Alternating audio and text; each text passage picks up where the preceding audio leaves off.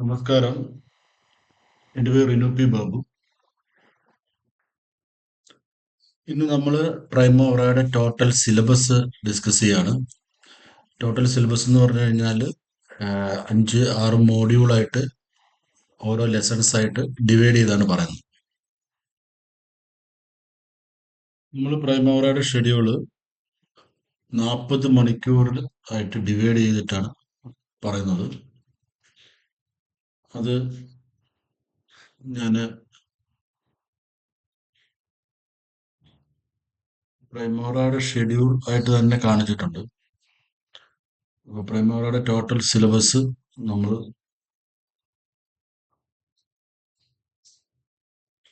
Module 1, Module 2, Module 3, Module 4, Module 5, 6,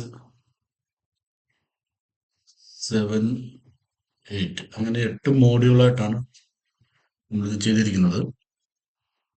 അത് first മോഡ്യൂളിൽ വരുന്നത് ഇൻട്രൊഡക്ഷൻ സെക്ഷന്, അതുപോലെ Primavera architecture, portfolio program, project structure ക്രിയേഷന്, അങ്ങനെയൊക്കെയുള്ള കാര്യങ്ങളാണ്. പിന്നെ അതിനോട് റിലേറ്റഡ് ആയിട്ട് ആ മോഡ്യൂൾ 1ൻ്റെ ഒരു എക്സസൈസ്, നമുക്ക് റെസിഡൻഷ്യൽ ബിൽഡിങ്ങോ അല്ലെങ്കിൽ ഇലക്ട്രിക്കൽ വർക്കോ അല്ലെങ്കിൽ ഡാം കൺസ്ട്രക്ഷൻ, അങ്ങനെ ഏതെങ്കിലും ഒരു പ്രൊജക്റ്റ്. പിന്നെ സെക്കൻഡ് മോഡ്യൂൾ എന്ന് പറയുന്നത്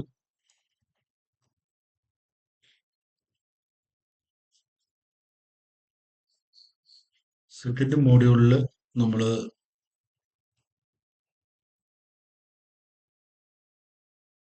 അതിൻ്റെ അകത്ത് section 1 project code, project time management, WBS activities, scheduling, അതേപോലെ തന്നെ കൺസ്ട്രെയിൻസ് എങ്ങനെയാണ് കൊടുക്കുന്നത്, ഇങ്ങനെയൊക്കെയുള്ള കാര്യങ്ങളാണ് സെക്കൻഡ് മോഡ്യൂളിൽ ചെയ്യുന്നത്.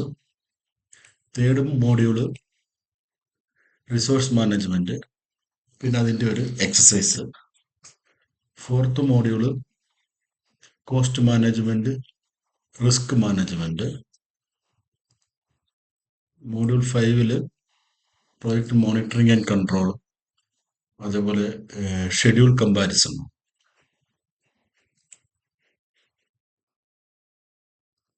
മോഡ്യൂൾ 6ൻ്റെ അകത്ത് റിഫ്ലക്ഷൻസ് എങ്ങനെയാണ് ചെയ്യുന്നത്, റിപ്പോർട്ടിംഗ് എങ്ങനെയാണ് ചെയ്യുന്നത്, അങ്ങനെയൊക്കെയുള്ള കാര്യങ്ങൾ. റിപ്പോർട്ടുകൾ പ്രിന്റ് ചെയ്യുക, അതുപോലെ എക്സലിലേക്ക് ട്രാൻസ്ഫർ ചെയ്യുക, അതുപോലെ ആർട്ടിഫിഷ്യൽ ഇൻ്റലിജൻസ് ഉപയോഗിച്ച് എങ്ങനെയാണ് നമുക്ക് റിപ്പോർട്ട്സ് തയ്യാറാക്കാൻ പറ്റുന്നത്, പവർ BI പോലുള്ള സോഫ്റ്റ്വെയർസുമായിട്ട് ഇൻ്റഗ്രേറ്റ് ചെയ്യുന്നത് എങ്ങനെയാണ്, അങ്ങനെയൊക്കെയുള്ള കാര്യങ്ങളാണ് റിഫ്ലക്ഷൻസിലും റിപ്പോർട്ടിങ്ങിലും ചെയ്യിക്കുക. മോഡ്യൂൾ 7 ഇമ്പോർട്ടൻ്റ് ഫീച്ചേഴ്സ് ആയിട്ടുള്ള എസ് കർവ്, അതേപോലെ തന്നെ കീ പ്രൊജക്ട് ഇൻഡെക്സ്, അങ്ങനെയൊക്കെയുള്ള കാര്യങ്ങൾ. അതായത് പ്രൊജക്റ്റിന്റെ ഇമ്പോർട്ടൻ്റ് ആയിട്ട് മോണിറ്ററിങ് എന്തൊക്കെയാണ് ചെയ്യുന്നത്, എന്തൊക്കെ കാര്യങ്ങൾ ഇൻക്ലൂഡ് ചെയ്തിട്ടാണ് നമ്മൾ മോണിറ്ററിങ് ചെയ്യേണ്ടത്, അങ്ങനെയുള്ള കാര്യങ്ങൾ.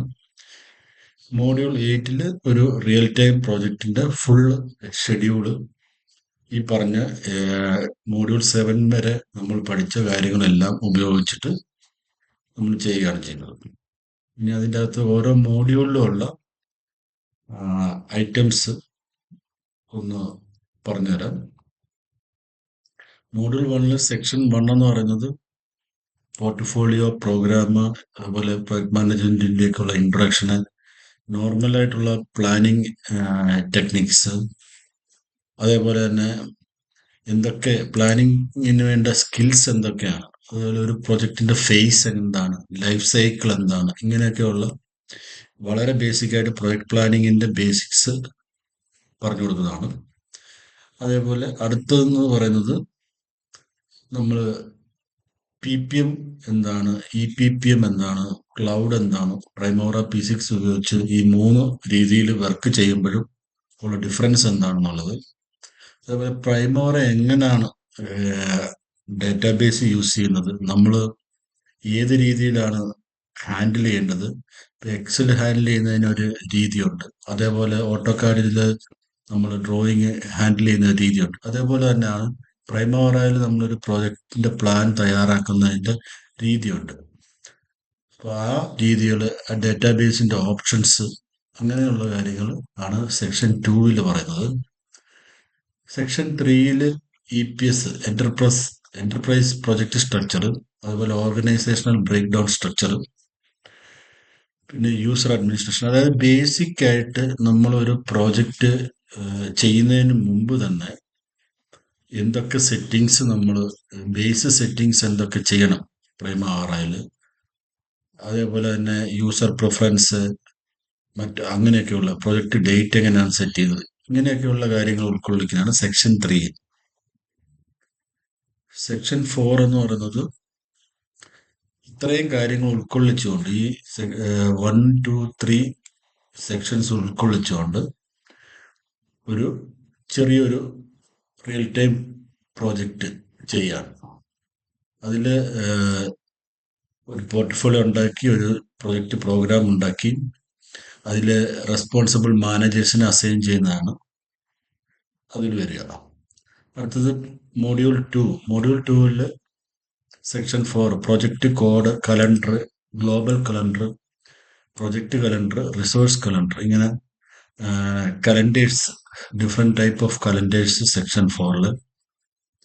അതുമായിട്ട് റിലേറ്റഡ് പ്രൊജക്റ്റ് കോഡ്, അതേപോലെ കലണ്ടേഴ്സ്, വർക്ക് വീക്ക്, എക്സെപ്ഷൻസ്, ഇതൊക്കെ ചെയ്യുന്ന ഒരു എക്സസൈസ്. അത് കഴിഞ്ഞാൽ സെക്ഷൻ 5ൽ WBS ആൻഡ് ആക്ടിവിറ്റീസ്, അതിൽ വർക്ക് ബ്രേക്ക് ഡൗൺ സ്ട്രക്ചർ എങ്ങനെയാണ് ചെയ്യുന്നത്, വർക്ക് പാക്കേജ് എങ്ങനെയാണ് ക്രിയേറ്റ് ചെയ്യുന്നത്, ഡിഫൈൻ ചെയ്യുന്നത്, activity type, activity codes, duration type, percentage completion type, ഇത് എല്ലാം ഇൻക്ലൂഡ് ചെയ്ത് ഇതൊക്കെ എന്താണെന്ന് ഡിഫൈൻ ചെയ്യുകയും അത് എങ്ങനെയാണ് ഒരു പ്രൊജക്റ്റിൽ ഇൻക്ലൂഡ് ചെയ്യുകയും ചെയ്യുക എന്നുള്ളതാണ് അതിൻ്റെ എക്സസൈസ്. നെക്സ്റ്റ് സെക്ഷൻ 5ൻ്റെ ഷെഡ്യൂളിംഗ് ആൻഡ് കൺസ്ട്രെയിൻസ്. അത് സെക്ഷൻ 5ൽ സെക്കൻഡ് പാർട്ടായിട്ട് അതിൽ ഷെഡ്യൂളിംഗ് ടൈപ്സ് വരും, അതുപോലെ ഷെഡ്യൂളിംഗ് ഓപ്ഷൻസ് വരും, അതേപോലെ കൺസ്ട്രെയിൻസ്, ടൈപ്പ് ഓഫ് കൺസ്ട്രെയിൻസ്, ഇതൊക്കെ എങ്ങനെയാണ് ഒരു പ്രോഗ്രാമിൽ നമ്മൾ അപ്ലൈ ചെയ്യുന്നതെന്ന്, അതിൻ്റെ ഒരു പ്രാക്ടിക്കൽ കേസ് സ്റ്റഡി. അതുകൂടാതെ പിന്നെ കൺസ്ട്രെയിൻ കൊടുക്കുമ്പോൾ എങ്ങനെയാണ് അത് ഒരു പ്രോജക്റ്റിനെ അഫക്റ്റ് ചെയ്യുന്നത്, ഷെഡ്യൂളിൽ എന്തൊക്കെ മാറ്റങ്ങൾ വരാം, അതിൽ റിസോഴ്സ് എങ്ങനെ ആക്ട് ചെയ്യും, തുടങ്ങിയ കാര്യങ്ങൾ. മോഡ്യൂൾ 3ൽ type of resources, unit of measurement, അതേപോലെ resource curve, resource loading, resource codes, അതേപോലെ റിസോഴ്സിൻ്റെ ഷിഫ്റ്റ് ക്രിയേറ്റ് ചെയ്യുന്നത് എങ്ങനെയാണ്, ബക്കറ്റ് ലോഡിങ് എങ്ങനെയാണ് ചെയ്യുന്നത്, ഇങ്ങനെയുള്ള കാര്യങ്ങൾ. ഇതെല്ലാം നമ്മൾ ചെയ്യുന്നതെന്ന് പറഞ്ഞു കഴിഞ്ഞാൽ യൂഷ്വലായിട്ട് ചെയ്യുന്ന മെത്തേഡും പഠിപ്പിക്കുക, അതേപോലെ ആർട്ടിഫിഷ്യൽ ഇൻ്റലിജൻസ് യൂട്ടിലൈസ് ചെയ്ത് എക്സല്, അതേപോലെ പവർ BI യൂട്ടിലൈസ് ചെയ്തിട്ട് ഒക്കെ നമുക്ക് എത്ര എളുപ്പം ഇത് ചെയ്യാമെന്നുള്ളത് പുതിയ രീതിയിലുള്ള മെത്തേഡ്സും പഠിപ്പിക്കുന്നു. അടുത്തത് വരുന്നത് സെക്ഷൻ 6 ആണ്. സെക്ഷൻ 6ൽ നമ്മൾ ടൈപ്പ് ഓഫ് റിസോഴ്സസ്, പല പല രീതിയിലുള്ള റിസോഴ്സസ്, അതിൻ്റെ മാപ്പിങ്, അതുപോലെ റിസോഴ്സ് കർവ് എങ്ങനെയാണ് നമ്മൾ എക്സ്പെക്ട് ചെയ്ത് ഉണ്ടാക്കുന്നത്, അതേപോലെ റിസോഴ്സ് ലെവലിങ് എങ്ങനെയാണ്, ഓവർ അലോക്കേഷൻ വരുന്ന റിസോഴ്സ് എങ്ങനെ നമുക്ക് ലെവൽ ചെയ്യാൻ പറ്റും, അങ്ങനെയൊക്കെയുള്ള കാര്യങ്ങളാണ് സെക്ഷൻ 6ൽ വരുന്നത്. അതിൻ്റെ ഒരു സാമ്പിൾ പ്രോജക്റ്റും ചെയ്ത്, അതായത് നമ്മൾ ലൈവായിട്ട് തന്നെ ഒരു പ്രൊജക്റ്റ് ചെയ്യും. സെക്ഷൻ 7ൽ കോസ്റ്റ് മാനേജ്മെന്റ്, അത് expense loading, budget loading, cost loading, അതിൻ്റെ മോണിറ്ററിങ്, പിന്നെ അതേപോലെ ബഡ്ജറ്റ് റിവിഷൻസ് വരുമ്പോൾ എങ്ങനെയാണ് ചെയ്യേണ്ടത്, അങ്ങനെയുള്ള കാര്യങ്ങൾ സെക്ഷൻ 6ൽ വരുന്നത്. സെക്ഷൻ 7ൽ അത് റിലേറ്റഡ് ആയിട്ടുള്ള ഒരു പ്രോജക്റ്റ് ചെയ്തിട്ട് എങ്ങനെയാണ് മോണിറ്റർ ചെയ്യുന്നത്, കോസ്റ്റ് എങ്ങനെയാണ് റിവൈസ് ചെയ്യുന്നത്, അങ്ങനെയുള്ള കാര്യങ്ങൾ പ്രാക്ടിക്കലായിട്ട് ചെയ്യിക്കുകയാണ്. സെക്ഷൻ 8ൽ പ്രൊജക്റ്റ് റിസ്ക് മാനേജ്മെന്റ്, നമ്മൾ റിസ്ക് അനാലിസിസ് ചെയ്യുക, അതേപോലെ അതിൻ്റെ എഫക്റ്റ് അനാലിസിസ് ചെയ്യുക, റീസൺ അനാലിസിസ് ചെയ്യുക, കോസ്, ഇങ്ങനെയൊക്കെയുള്ള കാര്യങ്ങൾ, റിസ്ക് സംബന്ധിച്ച കാര്യങ്ങൾ ആണ് സെക്ഷൻ 8ൽ വരുന്നത്. സെക്ഷൻ 8ൻ്റെ എക്സസൈസ് ഇത് തന്നെ നമ്മൾ ചെയ്ത പ്രോജക്റ്റിൽ തന്നെ അപ്ലൈ ചെയ്തിട്ട് മാപ്പിംഗ് എങ്ങനെയാണ് ചെയ്യുന്നത് എന്നുള്ളത്, റിസ്ക് മോഡ്യൂൾ 5 വരുമ്പോഴത്തേക്ക് section 9 monitoring and control, project monitoring and control. ഇതിൽ പ്രോഗ്രസ് എങ്ങനെയാണ് അപ്ഡേറ്റ് ചെയ്യുന്നത്, ആക്ച്വൽസ് എങ്ങനെ അപ്ലൈ ചെയ്യും, ഏൺഡ് വാല്യൂ അനാലിസിസ്, അതേപോലെ delay impact analysis, S curve analysis, അതേപോലെ തന്നെ പ്രോജക്റ്റ് ഇഷ്യൂസ് എങ്ങനെയാണ് രജിസ്റ്റർ ചെയ്യുന്നത്, അത് എങ്ങനെയാണ് അഡ്രസ്സ് ചെയ്യുന്നത്, പ്രോജക്റ്റ് ട്രാക്ക് ചെയ്യുന്നത് എങ്ങനെയാണ്, ഇഷ്യൂസ് ബേസ്ഡ് എങ്ങനെയാണ് ട്രാക്ക് ചെയ്യുന്നത്, അത് സെക്ഷൻ 8 വരുന്നത്. സെക്ഷൻ 9 അതുമായിട്ട് റിലേറ്റഡ് ആയിട്ടുള്ള ഒരു project different tracking layout എങ്ങനെയാണ് ചെയ്യുന്നത്, അങ്ങനെയുള്ള കാര്യങ്ങൾ. സെക്ഷൻ 9 ഷെഡ്യൂൾ കമ്പാരിസൺ, പ്രൈമവറയുടെ വിഷ്വലൈസർ ടൂൾ ഉപയോഗിച്ചിട്ട് എങ്ങനെ ഷെഡ്യൂൾ കമ്പയർ ചെയ്യാം, അതേപോലെ തന്നെ ഡിഫറെന്റ് ബേസ് ലൈൻസ് കമ്പയർ ചെയ്യുന്നത് എങ്ങനെയാണ്, അങ്ങനെയൊക്കെയുള്ള കാര്യങ്ങൾ സെക്ഷൻ 10. Section 10 exercise. അത് കഴിഞ്ഞാൽ മോഡ്യൂൾ 6 റിഫ്ലക്ഷൻസ്, പ്രൊജക്റ്റ് കോപ്പി ചെയ്യുന്നത്, അതായത് റിഫ്ലക്ഷൻ തമ്മിലുള്ള ഡിഫറൻസ് എന്താണ്, അതേപോലെ തന്നെ ഒരു പ്രൊജക്റ്റിലുണ്ടാക്കിയ ചേഞ്ചുകൾ എങ്ങനെ നമുക്ക് അഥവാ പുതിയ ചേഞ്ചസ് പഴയ പ്രൊജക്റ്റിലുള്ള ചേഞ്ചസ് പുതിയ പ്രൊജക്റ്റിലേക്ക് എങ്ങനെ മാറ്റാം, റിഫ്ലക്ഷൻസ് എങ്ങനെ ഉണ്ടാക്കാം എന്നുള്ളത്. അതേപോലെ തന്നെ ലൈവ് റിഫ്ലക്ഷൻസ് എങ്ങനെ ചെയ്യാം, അതിൻ്റെ ഒരു പ്രാക്ടിക്കൽ ഒരു വർക്ക്ഷോപ്പ്, മീൻസ് ലൈവ് ആയിട്ട് ഒരു പ്രോജക്റ്റിൽ അത് റിഫ്ലക്ഷൻസ് ചെയ്ത് നോക്കുക. അതേപോലെ തന്നെ റിപ്പോർട്ടിന്റെ ടെംപ്ലേറ്റ്സ് ഉണ്ട്. അത് സെക്ഷൻ 12 റിപ്പോർട്ടിങ് ഡീറ്റെയിൽഡ് ആയിട്ട് പഠിക്കണം. വീക്ക്ലി റിപ്പോർട്ട്, മന്ത്ലി റിപ്പോർട്ട്, അതേപോലെ പ്രൊക്യൂർമെന്റ് റിപ്പോർട്ട്, അതുപോലെ ബാച്ച് റിപ്പോർട്ട്സ് എങ്ങനെയാണ് ക്രിയേറ്റ് ചെയ്യുന്നത്, റൺ ചെയ്യുന്നത്, അതേപോലെ ക്ലയന്റ് റിപ്പോർട്ട് എങ്ങനെയാണ്, പ്രോജക്റ്റ് ക്ലോസിംഗ് റിപ്പോർട്ട് എങ്ങനെയാണ് കൊടുക്കുന്നത്, ഇങ്ങനെയൊക്കെയുള്ള കാര്യങ്ങളാണ് സെക്ഷൻ 12 പഠിക്കുന്നത്. സെക്ഷൻ 12 അത് നമ്മളൊരു റിയലിസ്റ്റ് ആയിട്ടുള്ള ഒരു പ്രൊജക്റ്റിന്റെ സാമ്പിൾ ഉപയോഗിച്ച് തന്നെ ഈ റിപ്പോർട്ട്സ് ഉണ്ടാക്കുക. അത് കഴിഞ്ഞാൽ മോഡ്യൂൾ 7 വരുന്നതെന്ന് പറഞ്ഞാൽ global change, user defined field, അതേപോലെ പീരീഡ് പെർഫോമൻസ് എങ്ങനെയാണ് സ്റ്റോർ ചെയ്യുന്നത്, പിന്നെ മൾട്ടിപ്പിൾ പ്രൊജക്ട്സ് എങ്ങനെ അറ്റ് എ ടൈം ഹാൻഡിൽ ചെയ്യാൻ പറ്റും, പ്രത്യേകിച്ച് റിസോഴ്സുകൾ ഷെയർ ചെയ്യുന്നുണ്ടെങ്കിൽ എങ്ങനെയാണ് നമുക്ക് മൾട്ടിപ്പിൾ പ്രൊജക്റ്റിൽ മാനേജ് ചെയ്യേണ്ടത്, അങ്ങനെയൊക്കെയുള്ള കാര്യങ്ങളാണ് മോഡ്യൂൾ 7 വരുന്നത്. മൾട്ടിപ്പിൾ പ്രൊജക്റ്റ് ഓപ്പൺ ചെയ്ത് അതിൽ കലണ്ടർ ഷെയർ ചെയ്യുന്നതും അതേപോലെ റിസോഴ്സ് ഷെയർ ചെയ്യുന്നത്, ആക്ടിവിറ്റി കോഡ്സ് ബേസിൽ മൾട്ടിപ്പിൾ പ്രൊജക്ട്സിലെ റിസോഴ്സിൻ്റെ ഷെഡ്യൂള്, അങ്ങനെയൊക്കെയുള്ള കാര്യങ്ങളാണ് സെക്ഷൻ 13 മോഡ്യൂൾ 7 വരുന്നത്. അതുപോലെ മോഡ്യൂൾ 8 ലാസ്റ്റ് മോഡ്യൂളാണ്. അത് റിയൽ ടൈം പ്രോജക്റ്റ് വർക്ക്. ഇത് പഠിച്ച് കോഴ്സ് ചെയ്തവരെ കൊണ്ട് റിയൽ ടൈം ആയിട്ട് ഒരു ഫുള്ള് പ്രോജക്റ്റ് കാണുന്ന എല്ലാ ഫീച്ചേഴ്സ്, പ്രൈമോറയുടെ പ്രോജക്റ്റ് പ്ലാനിങ്ങിന്റെ എല്ലാ ഫീച്ചേഴ്സും ഉൾപ്പെടുത്തിക്കൊണ്ട് ഒരു പ്രോജക്റ്റ്, അത്